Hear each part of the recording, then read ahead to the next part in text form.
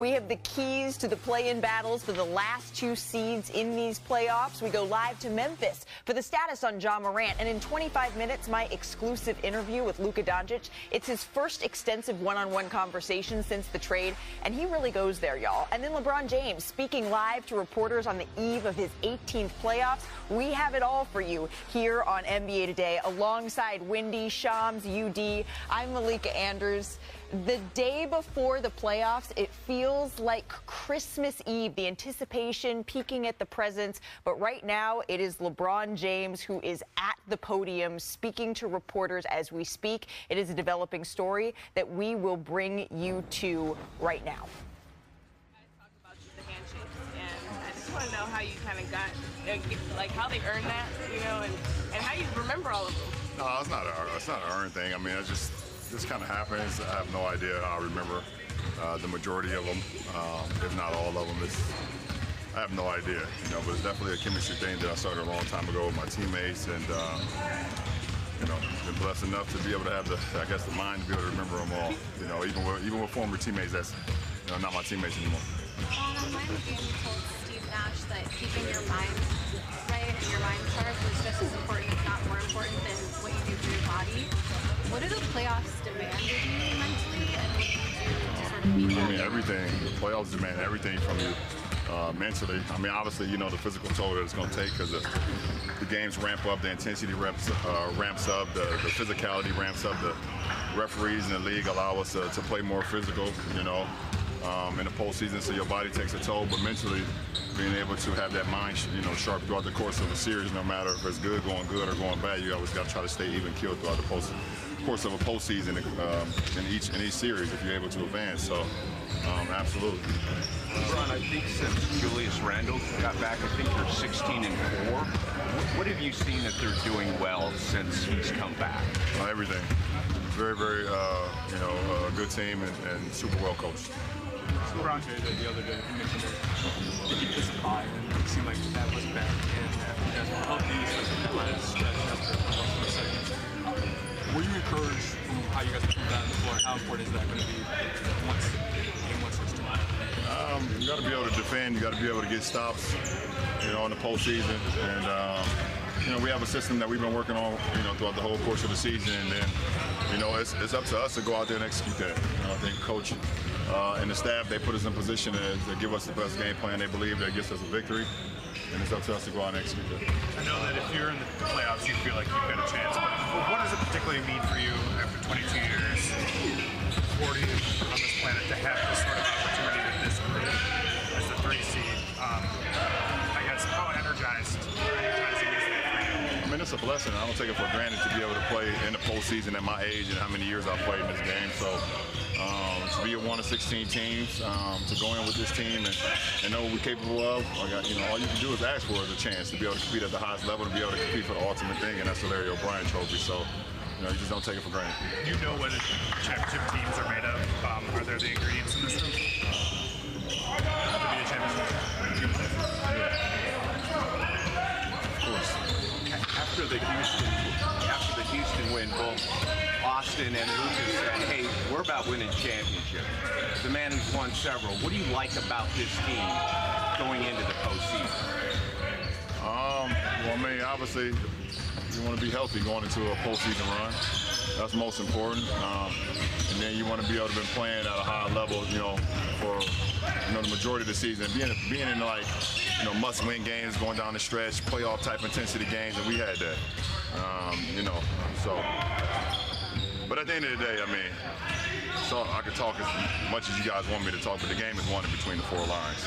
I don't give a damn how much you know about a team, how much they know about you, all the talking. It's not about that. It's about once you get on the floor, the game is won in between the 4 lines. So get a game plan, you're going to execute it. They're going to try to stop our game plan, and vice versa. That's what it comes down to. You got to experience the championship with Anthony Edwards this summer. What did you learn about him? Is amazing. Unbelievable basketball junkie. Loves to play the game of basketball. Great kid. And all the success he's got so far throughout his young career has been It's been awesome to see. He's put the work in. Dave McMiniman. 21 games so far between you and Luka. What layers have you been able to find offensively compared to the initial chemistry you showed? Offensively, give Luka the ball, and if we stay ready, we never got to get ready. All right, appreciate it. Well, LeBron James is heading into his 18th postseason. There he was talking live ahead of Game 1. LeBron is the all-time leader in points, games, and wins in the playoffs, and he has more of all three of the Wolves franchise does in their history. Leading the Wolves, Anthony Edwards, who LeBron just had high praise for. He raises his play in the postseason. He raises his scoring output by nearly 4 points in the playoffs and has the highest career average by any Wolves player in the postseason.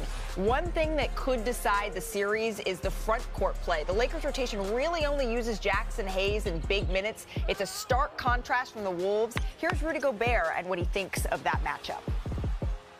I know a lot of people don't like the numbers, but the numbers a lot of times speak more than, over a long period of time, the numbers speak more than the eye test. It's going to be up to us to be able to be consistent with our approach, and yes, I'm going to, just like our career, I'm very likely to be crossed over, very likely to people are going to hit some tough shots over me, and then I might get dunked on, and all that stuff might happen, but let's see what happens over the course of hundreds and hundreds of possessions. Okay, so we've seen the Rudy Luka movie before, even if the jerseys were different. And JJ Redick, he had a theory on why Luka loves this matchup so much. You do. He says that Luka likes to play against the best in the world, and he's going up against a 4-time Defensive Player of the Year. He thinks no one can guard him. What do you see in this matchup? Well, we know the playoffs is all about adjustments. Who can make them on the fly and who can't? Luka thrives against drop coverage. He's about 1.14 points per possession against the drop coverage. Rudy lives in the drop coverage 64% of the time. So if we look right here and we pause it, Luka already sees too much with Rudy being dropped at 6'8". He puts his body in front of the defender. Right now, he creates that 2-on-1 matchup. This is when Rudy gets in trouble as Gafford rolls to the rim full speed. He actually bumps into Rudy. He crosses over because he's so big, and he throws a lob. Once he gets Rudy to drop his hip, Rudy's at a disadvantage. Now we say it again. We shoot it right here. Lively sets the screen. Rudy has already dropped that hip. He's already in trouble right now. So now we create that space with our 6'8" size. We keep that defender on my back. We hold it, we get through the screen, we Euro step, and we still throw the lob. He is going to thrive against drop coverage if he has Jackson Hayes in the game with him. If I'm Minnesota, I match Rudy minutes against Jackson Hayes, but instead of being in a drop, I get up and press him a little bit. I make him hit Jackson Hayes, and I make Jackson Hayes beat me and make him be the playmaker against those guys. Right. I do wonder how much they're going to go to Jackson Hayes in this series. It's a conversation we're going to get into in just a minute. But on the other side of the ball, no player, was double-teamed more this season than Anthony Edwards, but that's not really the Lakers' game. How do you think they're going to try to defend him? Shrink every elbows. Don't let him see any open driving lanes. 3 guys in front of him. And if we look at it right now, he comes off, we switch, we got Gabe Vincent, but we pause it right here. We have a triangle. We have Vanderbilt here. We have Reeves in the corner. He is seeing 3 bodies right now. So there's no driving lanes. All he can do is drive into a defender and spray for an open shot.